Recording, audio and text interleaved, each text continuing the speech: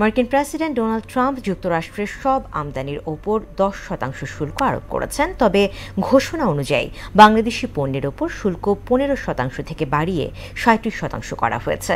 নতুন করে উচ্চ মাত্রার শুল্ক আরোপে বাংলাদেশের রপ্তানি, বিশেষ করে তৈরি পোশাক খাতে বড় ধরনের নেতিবাচক প্রভাব পড়ার আশঙ্কা করা হচ্ছে।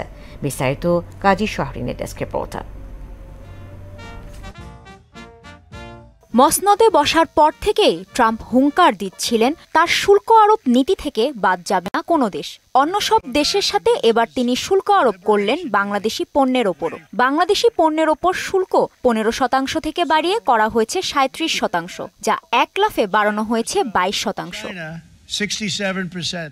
বুধবার 2 এপ্রিল ওয়াশিংটনের স্থানীয় সময় বিকেল 4টায় হোয়াইট হাউসে এক সংবাদ সম্মেলন করে নতুন শুল্ক আরোপের ঘোষণা দেন মার্কিন প্রেসিডেন্ট। নতুন শুল্ক বৃদ্ধির ফলে বাংলাদেশি পোশাক রপ্তানি ব্যাহত হতে পারে, যা অর্থনীতির জন্য বড় চ্যালেঞ্জ হয়ে দাঁড়াবে।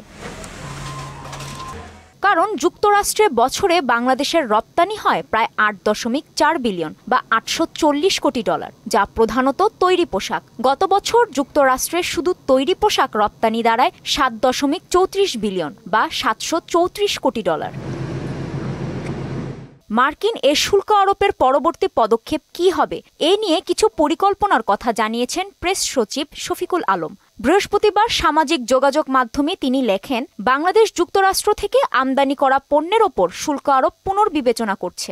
জাতীয় রাজস্ব বোর্ড দ্রুত শুল্ক যুক্তিসঙ্গত করার বিকল্পগুলি চিহ্নিত করছে, যা বিষয়টি সমাধানের জন্য প্রয়োজনীয়।